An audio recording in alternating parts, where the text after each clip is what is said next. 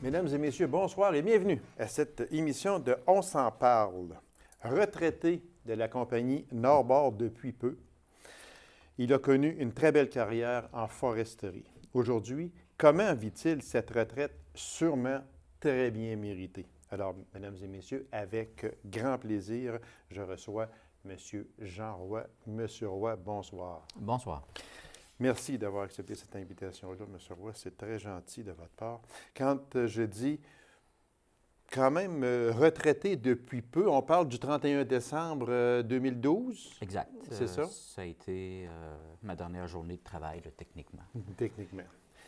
Quand vous faites, M. Roy, une espèce de rétrospective de votre carrière, est-ce que vous pouvez dire mission accomplie, j'ai fait mes devoirs? Ben, j'ai fait du mieux que j'ai pu, puis je pense que les résultats que les différentes entreprises ou usines pour lesquelles j'ai travaillé ont montré au fil du temps tendent à supporter cette perception-là que j'ai d'avoir fait mes devoirs. Il n'y a rien de parfait, il y aurait des choses que je ferais autrement aujourd'hui, il y a des choses que j'aurais aimé voir réussir davantage ou plus vite, mais dans l'ensemble, bon, je pense que j'ai fait le travail. Il y avait un gros titre dans un hebdo régional qui disait ceci, et j'ai trouvé ça quand même très bon. Ma carrière n'est qu'une série d'accidents. Oui. Moi, j'aimerais ça que vous expliquiez ça, monsieur. Ben, c'est difficile de résumer 30 quelques années en deux, trois phrases, mais ma formation, moi, c'est en génie agricole. Voilà. Et j'ai commencé à travailler là-dedans. J'étais à Sainte-Terre à l'époque. J'ai eu le privilège de travailler pour une compagnie privée dont les actionnaires étaient des gens d'affaires de Sainte-Terre. Okay. Alors là-dedans, j'ai eu beaucoup de mentors, des gens près de moi, des gens locaux que je croisais au bureau de poste ou qui venaient me voir au bureau. J'ai appris beaucoup de ces gens-là. Et à un moment donné, le téléphone a sonné. C'était M. Fred Burroughs, je pense, de Normic, qui m'a offert un emploi comme directeur d'usine à la scierie que Normic avait à Sainte-Terre dans ce temps-là. Donc, après un peu de réflexion, j'ai accepté le défi et c'est un petit peu par accident que je me suis ramassé en foresterie. Et au fil des années, Normic a été vendu à Foresterie Noranda. Mon poste a été éliminé, mais la veille de mon départ, je pense, on m'a offert un emploi chez Normic à La Sarre. Tout s'enchaînait. Tout s'enchaînait, puis je me souviens qu'à deux reprises, parce que c'était des postes en environnement à l'époque. Aujourd'hui, ça fait drôle de dire, mais en 89-90, l'environnement, c'était pas une grande préoccupation dans la société en général. Oui, exactement. Et Foresterie Noranda, à l'époque, m'avait mandaté pour voir comment on pourrait s'organiser au Québec et en Ontario pour gérer cette nouvelle préoccupation-là. Préoccupation du public, mais préoccupation de l'entreprise aussi. J'en étais venu à la conclusion que le poste que j'occupais à ce moment-là n'était pas utile pour faire ça. Je me disais, ce serait mieux d'avoir des gens dans chacune des usines plutôt que d'avoir quelqu'un au niveau corporatif qui s'en occupe. Donc, c'est un exemple, mais à deux ou trois reprises, j'ai demandé, ou j'ai suggéré à la direction de couper mon poste. J'ai échoué lamentablement parce que j'ai passé toute ma vie là, finalement. Donc, c'est un peu pour ça que je dis que c'est une série d'accidents. Vous avez débuté comme ingénieur agricole. Oui. Et puis, parce que pour vous, l'agriculture, c'était, je ne dirais pas plus important, mais pour vous, c'était comme une priorité avant le domaine forestier. Est-ce qu'on peut dire ça comme ça? Alors, je n'avais jamais considéré le domaine forestier. Okay. C'est ça la réalité. Okay. J'ai gradué en génie agricole à l'Université Laval en 1980. Puis il faut se rappeler, là, 80 moins 4 ans, c'est 1976, oui. Le retour à la terre, etc., etc. Oui. Puis moi, j'ai toujours été passionné par les sciences appliquées. Alors, je voulais devenir ingénieur à cause de ça. Mais j'avais du mal à décider quel champ de pratique du génie je voulais faire. Et il n'y avait pas à l'époque de cours comme aujourd'hui, par exemple, le génie unifié, où on touche un petit peu toutes sortes de disciplines dans le but de pouvoir éventuellement travailler en usine. Ce qui se rapprochait le plus de ça, c'était le génie agricole, où on faisait un petit peu de structure, un petit peu de mécanique, un petit peu d'électricité, un petit peu de génie chimique, de sciences des sols. des trucs comme ça, électricité. Donc, il y avait une espèce de portefeuille de cours qui m'intéressait. Et c'est pour ça que j'ai choisi le génie agricole, finalement, parce que, à mon avis, ça m'ouvrait plus de portes. Okay. Mais en aucun temps, je pensais me ramasser dans le domaine foresterie à ce moment-là. Monsieur Roy, on dit, parce que j'ai lu beaucoup sur votre carrière, on dit que de vous que vous avez joué un rôle de leader au sein de l'industrie forestière au Québec. Vous êtes d'accord avec ça? Jouer un rôle de leader, les événements, encore une fois, ont fait que je me suis retrouvé pendant 2 ou 3 ans, je pense, président de l'Association des manufacturiers du boîtiage du Québec. Ultérieurement, pendant 2 ans, 2 ans et demi, président du conseil d'administration du Conseil de l'industrie forestière du Québec.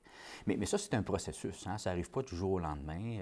Tu es nommé administrateur pour représenter soit ta région, soit ton entreprise, selon les cas. Puis là, tu es là 2 ans, 3 ans, 4 ans. Puis les gens disent, ça fait un bout de temps que tu es là, t'embarquerais-tu sur l'exécutif? Puis là, il y a une espèce de pipeline. Hein? Tu embarques dans l'exécutif, puis là, tu avances. C'est un roulement. Tu arrives à la présidence. Bon. Alors, dans ce contexte-là, oui, j'ai eu le privilège de présider aux destinées de ces 2 organisations-là, qui ont un rôle important. Le président n'a pas de rôle tellement important, sinon celui de représenter ses membres, mais les 2 organisations ont des rôles importants au niveau, évidemment, du lobbyisme avec le gouvernement pour s'assurer que les lois, que ce soit au niveau forestier, mais aussi au niveau de la main-d'œuvre, au niveau de la fiscalité,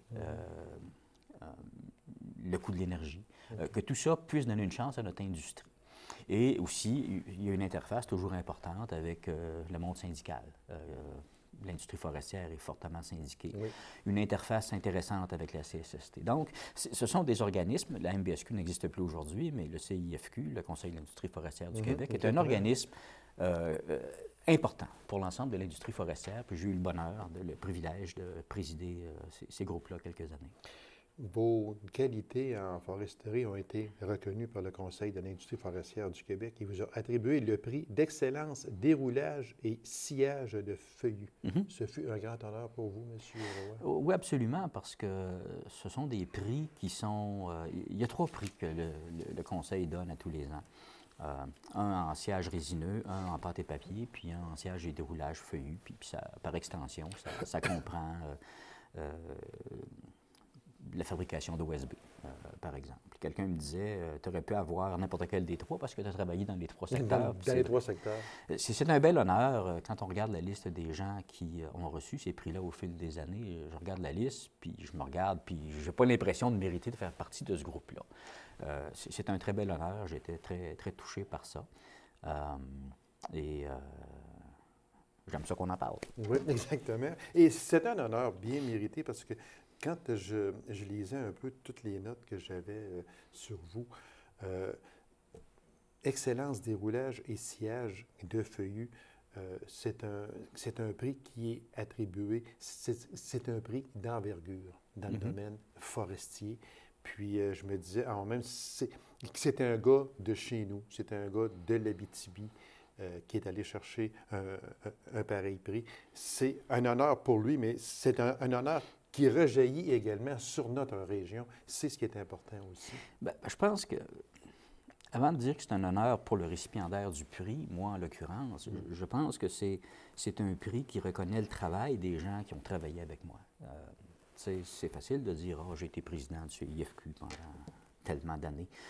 Mais quand tu es là, il faut que quelqu'un s'occupe de l'entreprise aussi. Et ça, ce sont les gens qui travaillaient avec moi. Puis j'inclus tout le monde là-dedans, là, que ce soit les travailleurs en usine, que ce soit les gestionnaires. Donc, c'est un prix, dans le fond, vous dites, qui rejaillit sur toutes nous autres. Puis ce que j'entends quand vous dites ça, c'est vous parlez de la région, mais pour moi, c'est plus que ça. C'est un prix mérité par les gens avec qui j'ai travaillé. Ceux que je connais bien, ceux que je connais moins, ceux que je ne connais pas, parce que quand tu t'occupes de 6-7 usines, tu ne peux pas prétendre connaître tous les employés intimement, mais c'est un prix, je pense, qui reconnaît le travail de tout le monde, puis qui s'est exprimé par ma présence peut-être un petit peu plus forte que celle d'autres personnes sur la scène provinciale. Et sans l'apport de chacun des travailleurs dans les usines, tout ça, ça aurait été impossible d'avoir un prix. Ah non, c'est clair, tu peux pas... Je veux dire, tu ne peux pas ne pas avoir des résultats. Dans le domaine forestier, il faut que tu aies des résultats.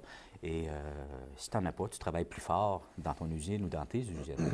Là, comme ça allait bien, comme j'avais des bonnes équipes, comme j'étais bien entouré, ça m'a permis, avec la permission de la compagnie, de consacrer un peu plus de temps à des dossiers nationaux. Et c'est comme ça que ça s'est passé. On en a parlé un peu, mais j'aimerais ça revenir, M. Roy, parce qu'en 88, votre carrière a pris une tournure vraiment inattendue. On a parlé de M. Fred Burroughs et de M. Michel Perron de Normic, qui vous ont approché pour diriger l'usine de Santerre. Vous avez accepté ce poste-là. Ce fut le début d'une longue carrière. Oui, bien, j'avais fait quand même pas mal de choses avant aussi. Oui, aussi, oui, exactement. Mais au niveau forestier, c'est là que ça a commencé. Exactement. Ouais, exact. C'est là qui a été la première marche du grand escalier que vous avez si bien escaladé. Ah, je ne sais pas si l'escalier est si grand que ça, mais, ben, ça a été, oui, ça a été mon d'après entrée. Moi, oui. ça a été mon entrée dans le domaine forestier. Ouais. Vous avez gravi les échelons jusqu'à celui de vice-président à Région Nord en 2004. Que fait un vice-président à Région Nord? D'abord, c'est quoi, Région Nord? Bon, au sein de Norbord, la Région Nord est une zone plus ou moins floue. Okay. Dans le fond, Norbord est une compagnie qui a des usines en Amérique du Nord et en Europe. Okay. Et généralement, on a été 3 vice-présidents en Amérique du Nord. Un qui était dans la Région Nord, moi en l'occurrence, un qui était dans l'Est puis un qui était dans le Sud des États-Unis. Oui. Et les frontières sont floues parce que j'ai ramassé des usines américaines à un moment donné. Il y en a un qui s'occupait d'une usine canadienne. C'était une façon de définir un petit peu les secteurs géographiques desquels on était responsable. Alors, pour revenir à votre question, un vice-président, ça fait quoi? Bien, dans une compagnie publique, un vice-président, ça travaille à élaborer la stratégie de l'entreprise, à établir des objectifs. Ça, c'est la partie un peu plus nébuleuse du travail, Okay. puis un petit peu moins visible.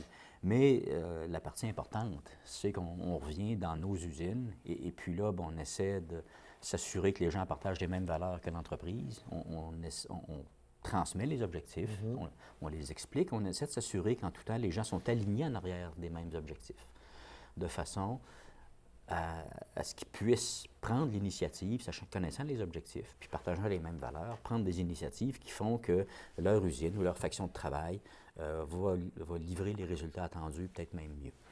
On va sortir juste un petit peu de votre carrière, si vous me permettez, M. Roy, parce que j'aurais une question que j'aimerais vous poser.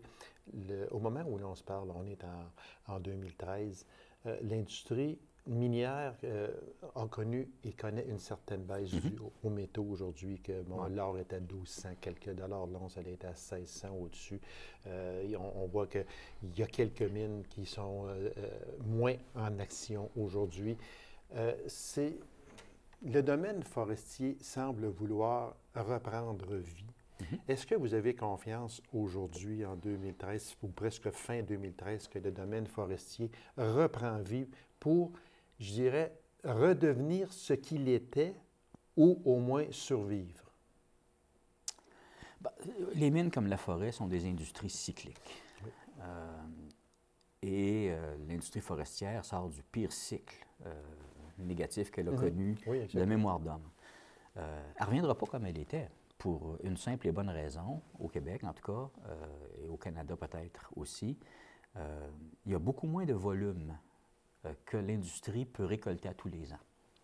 Il y a eu la création d'aires protégées. On était à 0,5 en Abitibi, on est à 8, je pense qu'on veut monter à 12. On veut monter à 12, oui. Puis c'est tout correct, là, OK? C'est pas une critique. Vous êtes pour ça? Oui, c'est pas une critique négative que je fais, mais je dis que la réalité, c'est que à cause notamment des aires protégées, à cause de mesures plus douces sur le terrain, les pressions sociales qui ne veulent pas qu'on s'approche trop des camps de chasse, par exemple, les villages et autres infrastructures touristiques. Cours d'eau, etc. Voilà.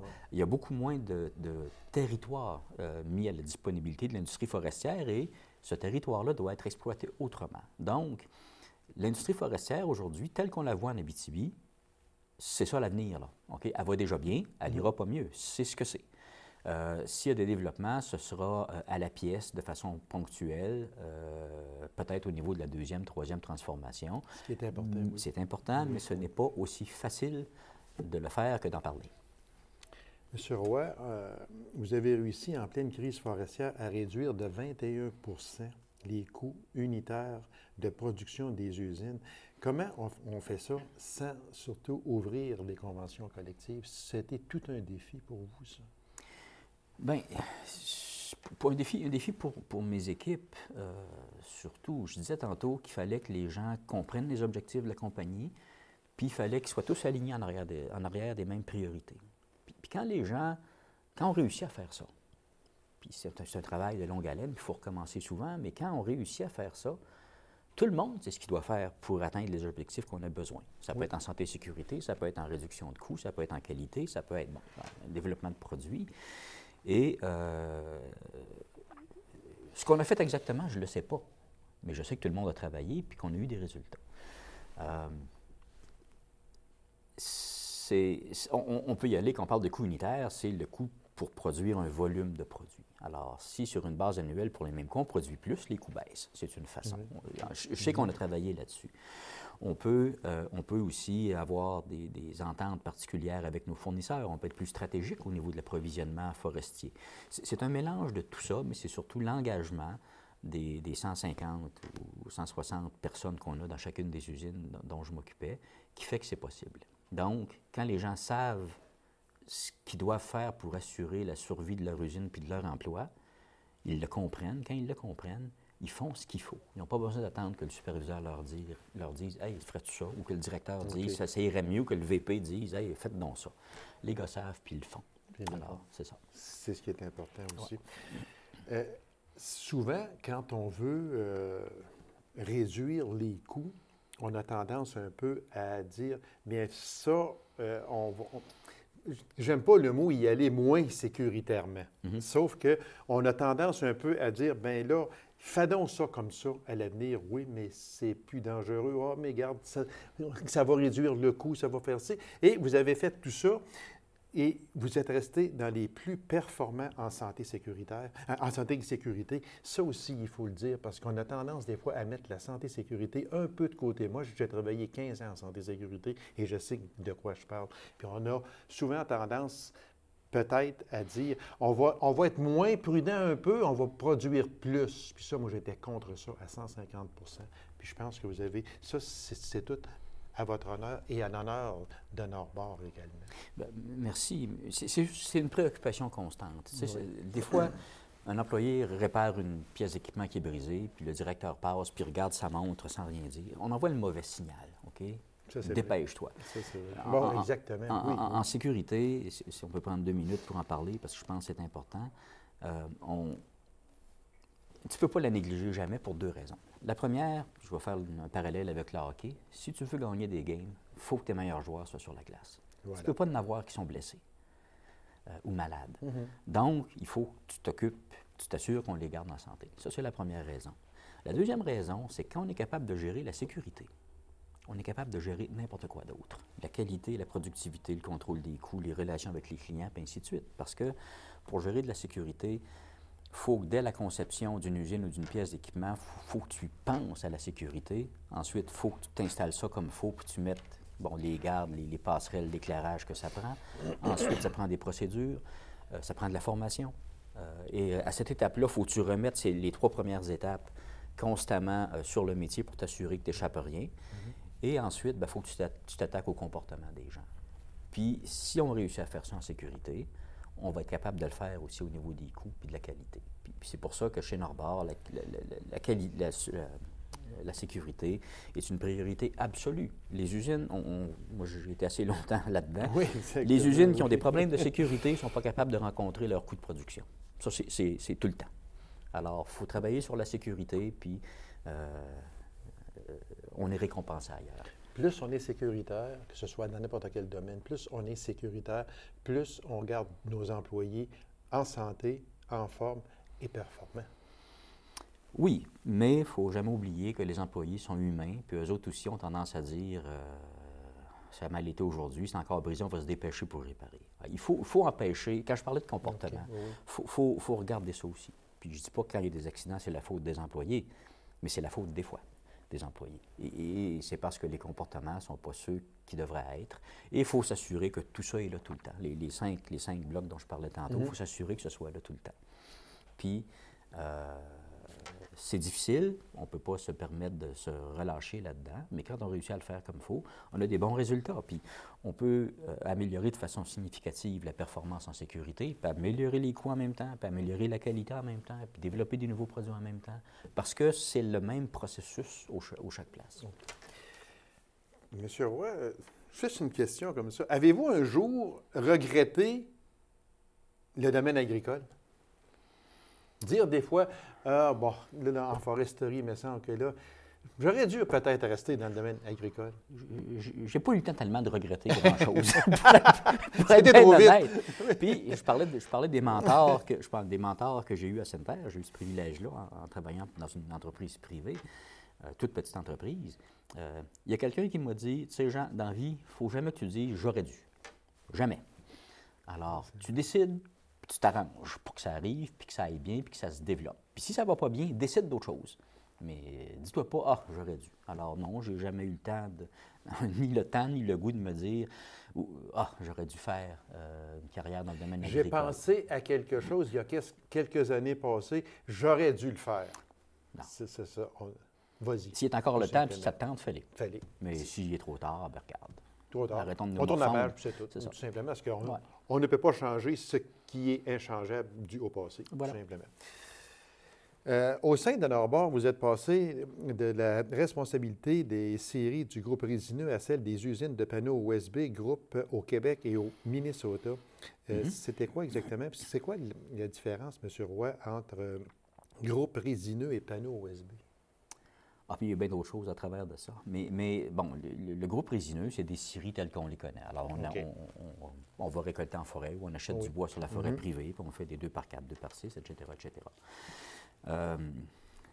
L'OSB, ben, c'est aussi de la première transformation, sauf que là, c'est généralement fait, en tout cas, dans le nord de l'Amérique du Nord, c'est fait avec des feuillus, du tremble, notamment un peu de bouleau, de l'érable au Minnesota, puis du hêtre, puis des trucs comme ça. Où là, ben, on prend soit sur la forêt publique, la forêt privée, ou les deux, des arbres qu'on défait, en fait, en lamelles, qu'on recolle, je simplifie le procédé, là, mais qu'on recolle pour faire des panneaux de 4x8, du panneau à lamelles orientées, c'est le vrai terme. En anglais, l'acronyme, c'est OSB. Sur la rue, puis dans les quincailleries, on entend la chip pressée, puis la rip pressée, là, c'est pas ça du tout, mais c'est comme ça que les gens décrivent ce panneau-là. C'est un panneau structural qui sert là, surtout qui sert à faire les charpentes de bois, puis qui est aussi de plus en plus utilisé, étonnamment, dans la fabrication de meubles aussi. OK. C'est ça qui est fait. Et au Minnesota, c'était... Même chose. C'était pareil? Oui, c'était le même procédé qu'à La Serre, qu'à Val-d'Or, Norbord, beaucoup d'usines d'OSB en Amérique du Nord. Est-ce que vous aviez affaire à l'usine au Minnesota? Oui. Oui, c'est ça. Oui, elle a été sous ma responsabilité, en gros, là, de 2010 à 2012, 2009 à 2012. Puis Norbord aussi avait des usines de contreplaqué dont je me suis occupé en Ontario, une usine de panneaux MDF, un panneau qui sert à faire, par exemple, les dessus de table, les dessus de comptoir, des choses comme ça, dans l'État de New York. Donc, au fil des ans, c'est pour ça qu'au début, je disais que la définition de région Nord, c'est un petit peu flexible. Oui, exactement. Selon les habiletés des vice-présidents d'opérations qui sont succédés, on s'est échangé certaines usines. J'ai ramassé le Minnesota plus tard parce que le vice-président qui s'en occupait avait d'autres défis plus importants, plus près de chez lui. Alors, on dit que Norbord est une entreprise très décentralisée avec un petit siège social à Toronto et de VP éparpillés un peu partout sur le territoire. J'ai pris ça moi, dans les notes, M. C'est quoi exactement? Bien, Norbord est une compagnie publique. On est une multinationale à l'envers. Les gens se plaignent beaucoup que les multinationales américaines achètent des usines au Canada, etc., etc. Ben, nous autres, Norbord, excusez, j'ai encore nous autres. Ah, bien sûr, après tant d'années, c'est normal. Norbord est une multinationale, une compagnie publique qui ne possède maintenant que 2 usines au Canada, mais 7 ou 8 aux États-Unis, puis 4, si je me souviens bien, en Europe. Le siège social est à Toronto. Mais c'est un siège social qui ne regroupe que certaines fonctions corporatives faciles à centraliser. Par exemple, la comptabilité, la finance, ressources humaines, informatique, bon, les ventes, évidemment. Et Norbord a eu, je ne sais pas si c'est la sagesse ou la folie, mais en tout cas a pris la décision dans les années 90 de permettre aux vice-présidents d'opération d'être localisés près de leurs usines. Ah, OK. Mais depuis 1994, à tous les ans, mon patron me dit, si tu veux venir à Toronto, welcome to Toronto. Mais ça ne m'a jamais tenté d'y aller. Donc, je préférais, moi, être près des usines, enfin, relativement près des usines dont je m'occupais. Même chose pour mon ami Jim Black, qui a été vice-président, qui est encore vice-président dans le sud des États-Unis. Okay. Même chose en Europe. Donc, Norbord accepte de ce point de vue-là d'être décentralisé. On se parle systématiquement à toutes les semaines. On a un appel conférence d'1 heure, les VP d'opération ensemble avec ceux de Toronto, juste pour s'assurer qu'on reste, je parlais d'alignement plutôt, qu'on reste tous sur la même longueur d'onde, puis qu'on a la même lecture des marchés. Mais c'est dans ce sens-là que Norbord est décentralisé. J'ai lu en quelque part, M. Roy, puis j'ai trouvé ça bon. On disait que Norbord au Québec, c'était Jean Roy. Oui. Pour le meilleur et pour le pire. Mais surtout pour le meilleur, j'en suis persuadé. Pour des raisons très simples. Le pire, c'est que c'est vrai. Pour des raisons très simples, c'est que depuis que je m'occupe d'opérations manufacturières pour Norbord, depuis 1994, je suis vraiment le seul francophone de la direction. Puis parce que je n'ai jamais voulu aller à Toronto, je suis basé au Québec. Donc, les présidents de compagnie qui se sont succédés depuis ce temps-là, Lynn McDonald, Dominique Gamiero, Barry Shanton, m'ont toujours dit il se passe de quoi au Québec, là, puis ils demandent notre avis, ou il faut qu'on s'exprime à telle commission parlementaire. Vas-y donc. Puis là, ils me disent, puis là, je leur demande OK, qu'est-ce qu'on dit? Ben, ils ont dit pense-y, puis parle-nous-en, puis tu iras l'expliquer. Donc, c'est dans ce sens-là. C'est un peu, on disait ça à l'interne de la blague, mais ça donne un exemple de la décentralisation de Norbord. Si on parlait du sud-est américain, le Kentucky, Caroline du Sud, etc., ben Norbord, là-bas, c'est Jim Black. Ah, okay. Alors, c'est pas parce que Jean Roy est plus fin. Puis en Europe, c'en est un autre. Alors, c'est dans ce sens-là qu'on est décentralisé. Les vice-présidents d'opération sont dans les régions, connaissent les enjeux, connaissent les joueurs, donc sont libres de s'exprimer au nom de la compagnie. Si c'était à refaire, est-ce que Jean Roy emprunterait le même chemin? Oui, je ne sais pas si les autres me le laisseraient emprunter. Comme j'ai dit, c'est arrivé une couple de fois que j'ai recommandé qu'on élimine mon poste, puis j'ai échoué lamentablement. Je ne sais pas ce qui serait passé, mais j'ai toujours aimé ce que j'ai fait. Puis j'ai le privilège d'avoir pu obtenir les résultats auxquels je m'attendais grâce au travail de mon monde. Fait que, il n'y a rien de désagréable là-dedans. Oui, je recommencerai demain matin. À peine une minute, M. Roy. Si on parlait de votre futur aujourd'hui, à la retraite, ce serait quoi? Bien, écoutez, pour le moment, je me suis promis, puis j'ai promis aux gens autour de moi de rien faire de nouveau pour une couple d'années. Bon, je suis impliqué dans une couple d'organisations déjà, ça je continue, mais je ne veux pas prendre de nouveaux défis. Je ne veux pas faire de la consultation comme tellement de mes collègues font. Je veux regarder de quoi ça a l'air, être retraité à temps plein, 2 ans. Je suis chanceux, je suis encore en santé, puis je peux en profiter. Et puis, je verrai. Ça se peut que ça continue comme ça. Ou ça se peut que je décide de m'impliquer un petit peu plus dans d'autres choses. Mais pour l'instant, Jean Roy est à la retraite et il en profite à 100 %. Je veux voir de quoi ça a l'air. C'est ça. J'en profite à 100 %. Voilà. Merci beaucoup, Jean Roy.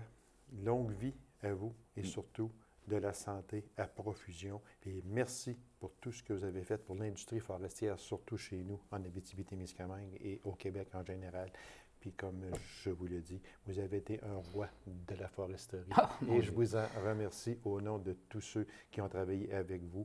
Et puis, de près ou de loin, comme je le disais, restez en santé. Bien, merci à vous. C'est moi qui vous remercie, M. Roy. Alors, mesdames et messieurs, merci d'avoir été là. On se donne rendez-vous à une prochaine émission de On s'en parle. Au revoir, les gens.